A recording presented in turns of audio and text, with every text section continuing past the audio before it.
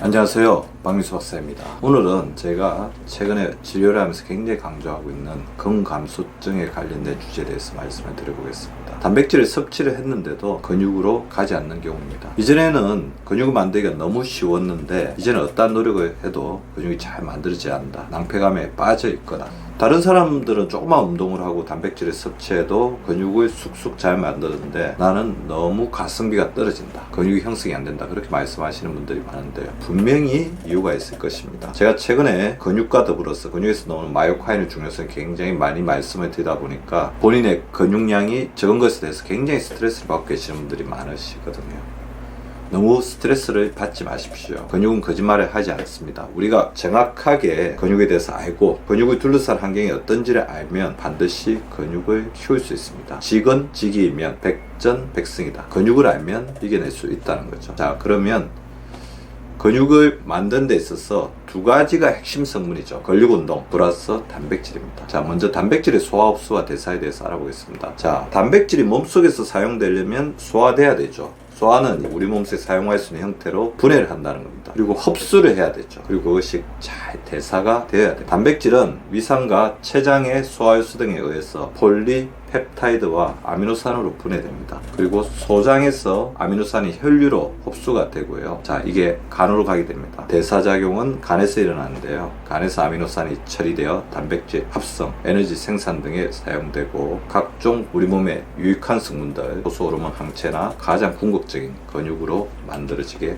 됩니다. 그렇다면 과연 어떤 경우에 단백질이 근육으로 가지 못할까요? 단백질이 근육으로 가려고 하는 것을 누가 가로막고 있을까요? 소화, 흡수, 대사 과정에 문제들이 있겠죠. 먼저 소화 과정에 일어나는 문제입니다. 첫 번째, 위산 분비가 줄어든 경우이죠. 위산 분비가 줄어든 가장 큰 이유는 위점막이 위축되고 그로 인해서 위세포의 기능이 저하가 되는 것입니다. 위점막이 위축되고 위세포의 기능이 저하되게 되면 당연히 위산 분비가 줄어들게 되면서 펩신의 분비가 감소하면서 단백질이 소화되지 않는 것입니다. 소화되지 않는 단백질은 장에서 흡수되지 못하고 몸에 사용되지 못하죠. 더불어 소화되지 않은 단백질이 장에 가게 되면 항원으로 작용한다는 것입니다. 위점막의 위축 및 위세포의 기능 저하의 가장 흔한 원인 중에 하나는 만성 위축성 위염이고 이것은 중년 이후에 굉장히 흔하게 발견되는 위내시경 소견이라고 볼 수 있습니다. 따라서 만성 위축성 위염이 있으신 분들이 단백질을 먹었을 때 불편감을 느끼거나 근육 형성이 잘 되지 않는다면 위에서 기인되는 문제라고 생각을 하시고 이 부분을 보완할 수 있는 방법에 대해서 강구를 해주셔야 됩니다. 저산증을 극복하기 위해서 산을 자연스럽게 놓을 수 있게 하는 음식을 섭취한다든지 위산의 분비의 저하를 받아들이고 위산의 분비 저하에 대응해서 잘 흡수될 수 있는 단백질의 특수한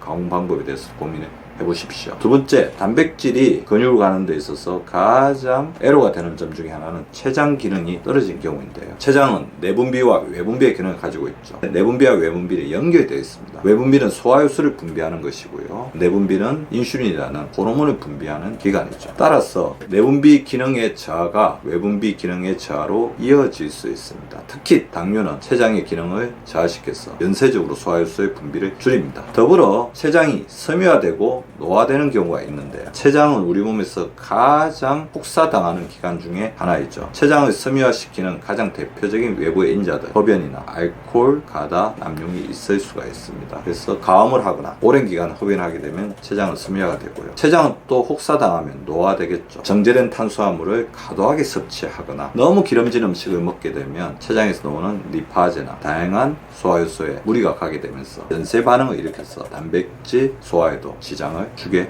됩니다. 장이 좋지 않은 경우도 영향을 줄 수가 있습니다.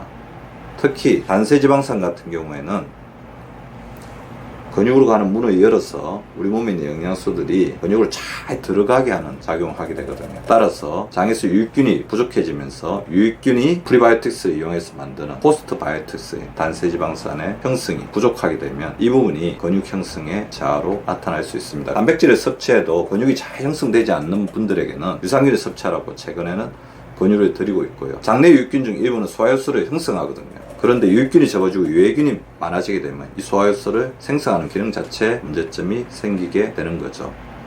서브틸리신이라는 대표적으로 장내세균에서 유래한 세린, 프로테아제가 예입니다. 따라서 우리는 유익균의 풍부성과 유익균의 숫자를 늘리기 위해서 노력을 해야 되고요. 더불어 장내 유익균이 감소하게 되면 전반적인 소장, 대장, 흡수 기능에 연쇄적인 저하 반응을 일으키게 됩니다. 따라서 단백질의 흡수에도 지장을 주게 되는 거죠. 항상 강조드리죠. 우리 몸의 식도, 위, 소장, 대장은 다 연계되어 있다는 것을 잊지 마십시오. 또 중요한 취약층이 있죠. 단백질 섭취에도 근육이 잘 형성되지 않는다. 그리고 엎친 데 덮친 격으로 여기에 해당되는 분들은 소화효소 기능까지 같이 떨어지고 있습니다. 많은 스트레스를 받고 있고 환경의 변화를 받으면서 항산화 기능이나 대사 기능에 부담이 많이 생기면서 소속에 혼란이 생기고 있는 분들이죠. 대표적으로 중년 여성들이 그렇습니다. 특히 갱년기를 지나면서 에스트로겐이 감소하게 되면 에스트로겐이 하고 있는 근육의 유지와 성장을 촉진하는 역할이 저하되게 되면서 근육 형성이 어려워질 수 있고요. 이것은 단백질을 아무리 섭취해도 근육으로 잘 가지 못하는 주요한 원인으로 됩니다. 남성에서도 테스토스테론의 기능이 근육 형성에 굉장히 중요한 역할을 하고 있습니다. 따라서 이런 부분들이 문제를 일으킬 수가 있고요. 성장 호르몬 같은 경우는 남녀 공이 근육을 만드는 데 굉장히 중요한 역할을 하는 호르몬이거든요. 단백질 섭취가 부족해지면 성장 호르몬의 형성이 저하되고 성장 호르몬의 기능이 또 떨어지게 되면 단백질을 흡수해서 활용하는 능력도 떨어지게 됩니다.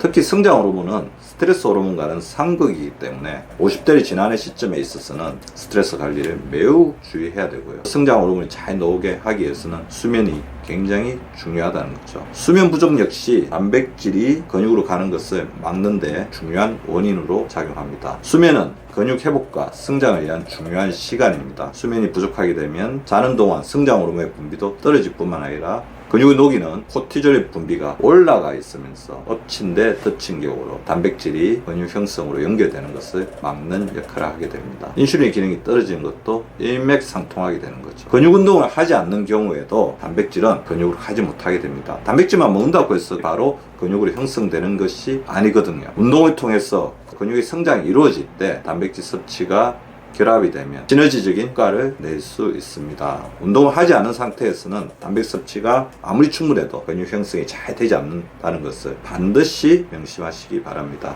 자, 운동을 하면서 근섬유 사이에 텀이 벌어지면 그 사이로 단백질이 끼어들어서 근육이 무럭무럭 자란다는 것을 반드시 명심해 주시고요. 그래서 제가 항상 드리는 말씀은 자고 일어났을 때 밤 동안 성장 호르몬과 근육의 형성의 보상으로서 아침에 단백질을 섭취하는 것이 중요하고 운동 후에 적어도 30분에서 4시간 안에 단백질을 섭취해주게 되면 근육 성장에 골든 타임으로 작용하게 된다는 것을 명심해 주시기 바랍니다.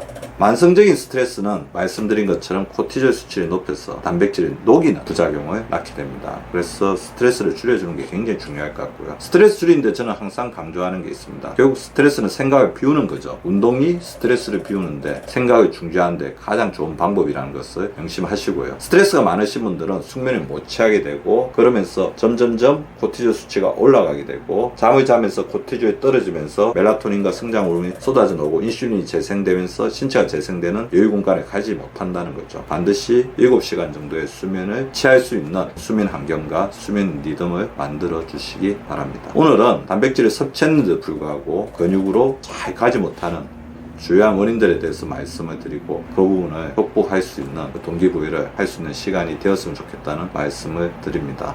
앞으로 근육을 키우는 데 있어서 도움이 되는 다양한 방법들을 우리 구독자분들과 함께 나누도록 하고요. 오늘의 강의는 이 구호를 외치면서 마치겠습니다. 근육은 건강이다. 감사합니다.